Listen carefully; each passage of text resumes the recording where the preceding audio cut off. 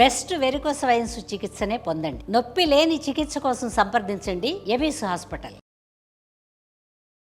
నమస్తే అమ్మా. నమస్తే అమ్మా. మకర సంక్రాంతి శుభాకాంక్షలు మీ అందరికీనమ్మా.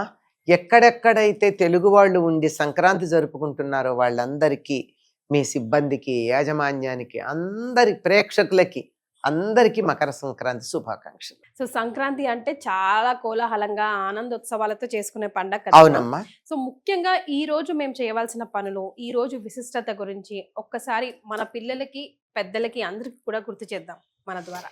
మకర సంక్రాంతి అంటే సూర్యుడు మకర రాశిని సంక్రమించే రోజు, అంటే పొందుట, మకర రాశిలో ప్రవేశించిన రోజు. ఎప్పుడైతే సూర్యుడు మకర రాశిలో ప్రవేశిస్తాడో అప్పటి నుంచి సూర్యుడి యొక్క గమనం దక్షిణం నుండి ఉత్తరం వైపుకు వస్తుంది. కనుక ఉత్తరం అనే పదంలోనే శ్రేష్టమని అర్థం కదా. పైగా దిక్కు కూడా ఉత్తరం అంటే పైన ఉంటుంది కదా. పైన ఉండేది శ్రేష్టంగా ఉండేది, చక్కగా ఉత్తరం అనే దానికి సమాధానం అని కూడా అర్థం ఉంది. మనకి ఎన్నో ప్రశ్నలు ఉంటే వాటన్నిటికీ సమాధానాలు దొరికేటటువంటి సమయమని.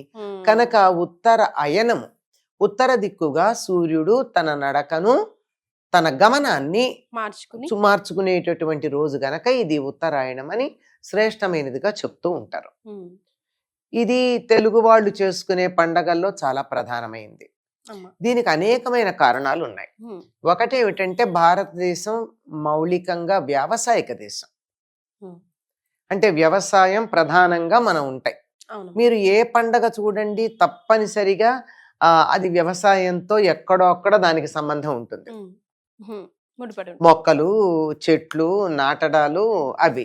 ఇప్పటికేమవుతుంది, పంటలు ఇంటికి వస్తాయి, కాస్త ఊపిరి సలపడానికి వీలుగా ఉంటుంది రైతులకి. అప్పటిదాకా రాత్రి పగలు అనేది తేడా లేకుండా చాలా శ్రమ పడతారు. ఇప్పుడైతే మనకంత తెలియట్లేదు, కానీ మా చిన్నతనాల్లో మేము చూసేవాళ్ళం. ఈ నెల పట్టినప్పటి నుంచి, అంటే ధనుర్మాసం వచ్చినప్పటి నుంచి అసలు సగం మంది మగవాళ్ళు ఇళ్లలోనే పడుకునేవాళ్ళు కాదు. పొలాల్లో కుప్పల దగ్గర కాపలా పడుకుని అక్కడే పొద్దున్నే ఇంటికి వచ్చి మళ్ళీ ఎలుకలు రాకుండా, అవి దొంగలు ఎలుకలు కాదు, అగ్ని ప్రమాదాలు ఎన్ని రకాలు ఉంటాయి. ఏదో ఒకటి ఇబ్బందులు జరగకుండా.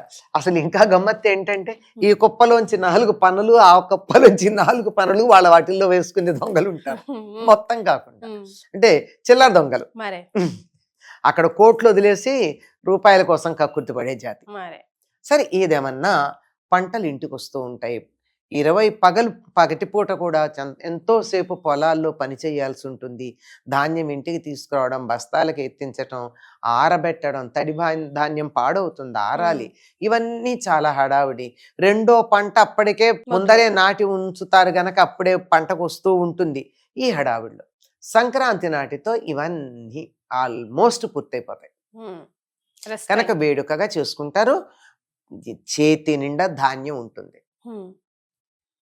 పొలాలు ఉన్న వాళ్లే కాదు, పొలాలు లేని వాళ్ళకు కూడా ధాన్యం ఉంటుంది. ఎందుకంటే పూర్వకాలం ఏదైనా సరే, పిల్లలు రేగుపళ్ళు వచ్చాయనుకో, చాటలో ఇన్ని బియ్యం తీసుకెళ్లి ఆ రేగుపళ్ళ బండి వాడికి ఇస్తే వాడు ఇన్ని రేగుపళ్ళు ఇచ్చేవాడు, వాడికి ధాన్యం. గుమ్మాల్లోకి వచ్చినటువంటి వాళ్ళకి దోసిళ్లతో పోసే రోజులు కావు, అది చాటలతోనో కుంచాలతోనో పోసేవాళ్ళు. అట్లా ధాన్యం చేతి నిండా ఉంది కదా, ఇవ్వడానికి సంతోషంగా ఉంటుంది, అలా ఇవ్వడం. తర్వాత పొలాల్లో పనలులో పడిపోయినవి గాని, కంకులు ఏరుకుని గాని, అలా వాటన్నింటితోనూ బాగా అది కూడా సేకరించి చాలా ధనం సంపాదిస్తారు. ఆ కుప్పల దగ్గరికి వెళ్ళి ఎవరడిగినా ఆ కుప్పల ధాన్యం నూరుస్తున్న వాళ్ళు ఓ చాటతో వాళ్ళకింత పోస్తారు. ఇట్లా అందరి దగ్గర ఎంతో అంత, అసలు మాకు లేదు అనేటటువంటి వాళ్ళు ఎవరు ఉండరమ్మా. అందువల్ల ఈ పండగ చాలా వేడుకగా జరుపుకుంటారు. ఈ జరుపుకోవడంలో ఈ రోజు నుంచి సూర్యుడు ఉత్తరాయణంలో ప్రవేశిస్తాడేమో, ఇది పుణ్యకాలము అన్నారు. ప్రతి నెల కూడా సూర్యుడు ఒక రాశి నుంచి మరొక రాశిలోకి పెడతాడు, కానీ దీన్ని మాత్రం రెండింటినే మనం పుణ్యకాలం అంటాం. ఒకటి దక్షిణాయన పుణ్యకాలం, ఒకటి ఉత్తరాయణ పుణ్యకాలం. అంటే ఆ రాశిలో ప్రవేశించినప్పుడు సూర్యుడి యొక్క గతి మారుతూ ఉంటుంది. మరి అప్పుడు సేమ్ డేట్స్ ఎందుకు రావమ్మా ఎవ్రీ ఇయర్? అదే కదా, డేట్స్ ఎందుకు రావు, సేమ్ తేదీలు వస్తున్నాయి. ఆల్మోస్ట్ తేదీలు ఒకటే, తిథులు మారతాయి. మనం భారతీయులకి విశాలమైనటువంటి దృక్పథం అమ్మ.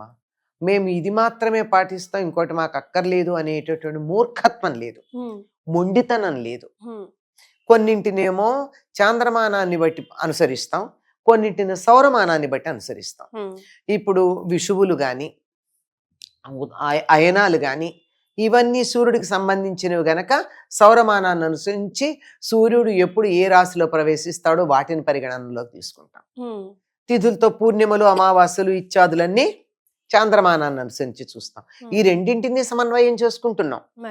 సమన్వయం చేసుకుంటూ తప్పనిసరిగా ఆ సూర్యుడికి సంబంధించినటువంటి విశేషం గనక సూర్యుడు రాసులు మారేదే పరిగణనలోకి తీసుకుంటాం. అందువల్ల ప్రతి సంవత్సరం జనవరి 14 గాని 15 గాని వస్తుంది. ఈ సంవత్సరం అమ్మా, ఈ సంవత్సరం 15 అని అంటున్నారు. So according to TTD calendar అయితే టీటీడీ నుంచి 15వ తారీఖు అని చెప్పారు. ఎందుకంటే డిసెంబర్ 16 సాయంకాలం ధనుసు రాశిలో ప్రవేశించాడు సూర్యుడు.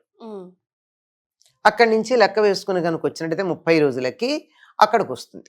సో అమ్మ, ముఖ్యంగా సంక్రాంతి పూట దాన ధర్మాలు చేస్తే, ముఖ్యంగా దానం ఎలాగో చేస్తూ ఉంటాం అనుకోండి, చాలా మంచిది అంటారు. లభించే పుణ్యం అంతా ఇంత కాదు అంటారు. ఏమేం చేయాలంటారు? దీనికి కారణం కూడా ఒకటి ఉందమ్మా. బలి చక్రవర్తి 3 అడుగులు తాను నాశనం అవుతానని తెలిసి కూడా ఇచ్చాడు కదా, గురువు గారు వద్దంటుంటే కూడా ఇచ్చాడు కదా.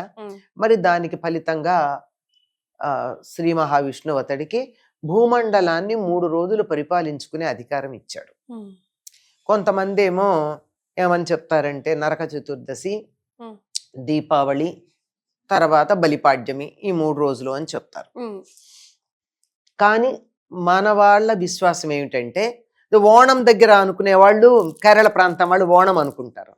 మనకి లెక్క ఏమిటంటే ఈ 3 రోజులు భోగి, సంక్రాంతి, కనుము, ఈ 3 రోజులు భూమిని బలిచక్రవర్తి పరిపాలన చేస్తాడు అని.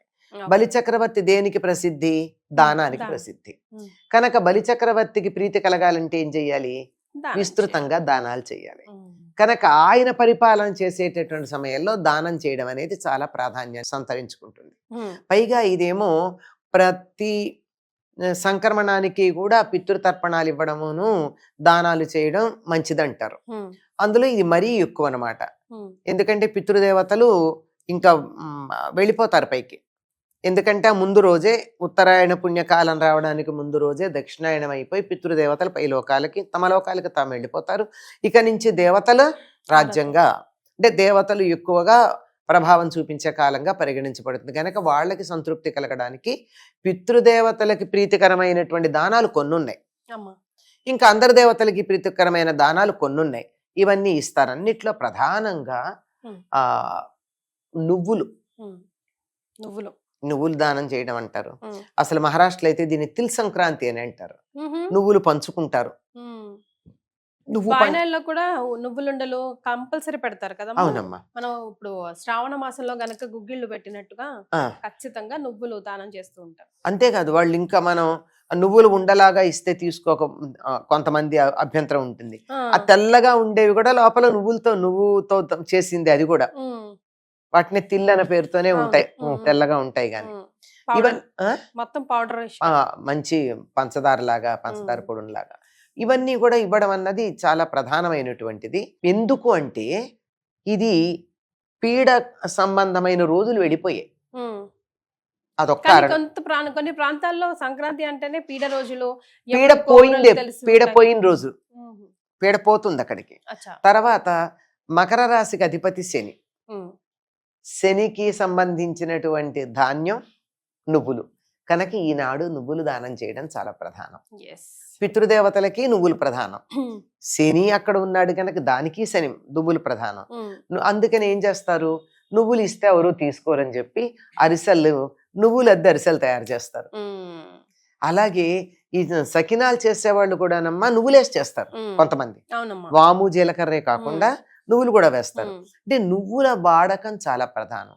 ఎందుకు అంటే ఇప్పటిదాకా చలికాలం కదా, బాగా కాల్షియం కూడా చలి కూడా, వేడి కూడా వేడి ఉంటుంది. బాగా వాడుతూ నెమ్మదిగా దాన్ని క్రమంగా తగ్గించుకుంటూ వచ్చేటటువంటిది కాలం. అందుకని నువ్వులు తప్పనిసరిగా వాడకం అనేది మనకి కనపడుతూ ఉంటుంది. ఈ రోజున మీరన్న దానాల్లో ప్రధానంగా చేసేది గుమ్మడికాయ దానం చేస్తారు. కూష్మాండ దానం అంటారు. ఓ, అవునమ్మా. పెద్ద గుమ్మడి ఎవరికైనా అలా దానం చేసినంత భూమండలం అంతా దానం చేసినంత ఫలితంట.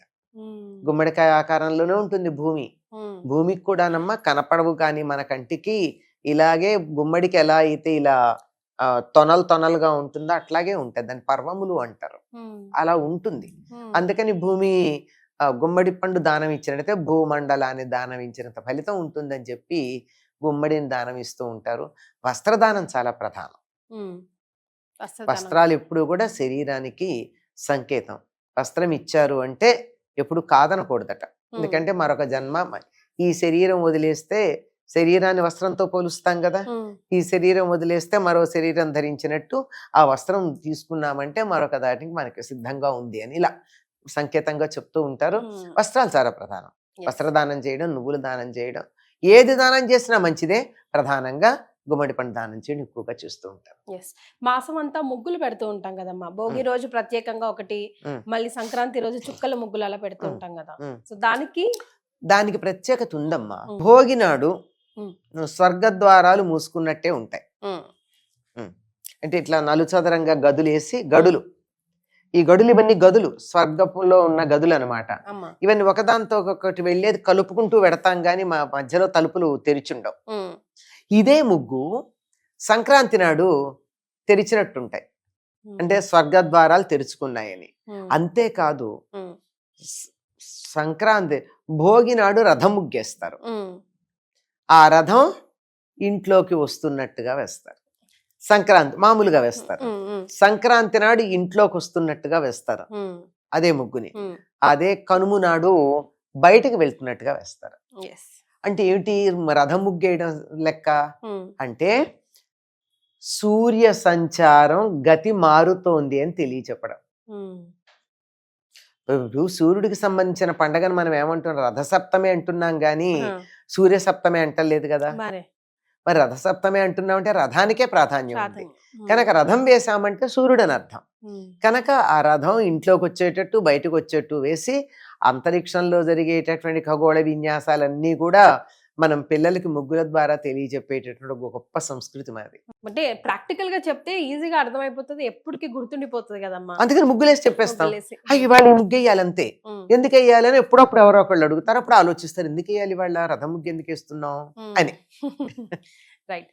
సో సంక్రాంతి పండుగ రోజు మనం తప్పకుండా చేయాల్సిన పనులు, వేసుకోవాల్సిన ముగ్గులు, చేయవలసిన దాన ధర్మాలు అన్ని, ఒకవేళ భోగి పళ్ళు ఏ కారణంగా అన్నా ముందు రోజు పోసుకోకపోతే ఈ రోజు పోసుకుంటారు. పేరెంట్ మరి అందరి ఇళ్లలోనూ ఉంటుంది కదా బొమ్మలు పెడితే. నిన్న కొంతమంది ఇళ్లలో, ఇవాళ కొంతమంది ఇళ్లలో అలా సర్దుకుని పెట్టుకోవడాలు కూడా ఉంటాయి. అమ్మ 3 రోజులు కూడా తలంటు పోసుకోవాలి, అభ్యంగన స్నానం లేదమ్మా. అభ్యంగన స్నానం భోగి నాడే. సంక్రాంతి నాడు అసలు తల మీద నీళ్లు పోసుకోవాల్సిన పని లేదు. పిల్లలు ఎవరును పెద్దవాళ్ళు పోసుకుంటారు, ఒట్టి నీళ్లు పోసుకుంటారు. పితృదేవతలకు సంబంధించింది కదా. పితృదేవతలకు సంబంధించిన కార్యాలు చేసేటప్పుడు తలకి నూనె పెట్టుకుని చేసుకోరుగా, ఊరికే చేసుకుంటారు. చాలా సంతోషం అమ్మా, ధన్యవాదాలు.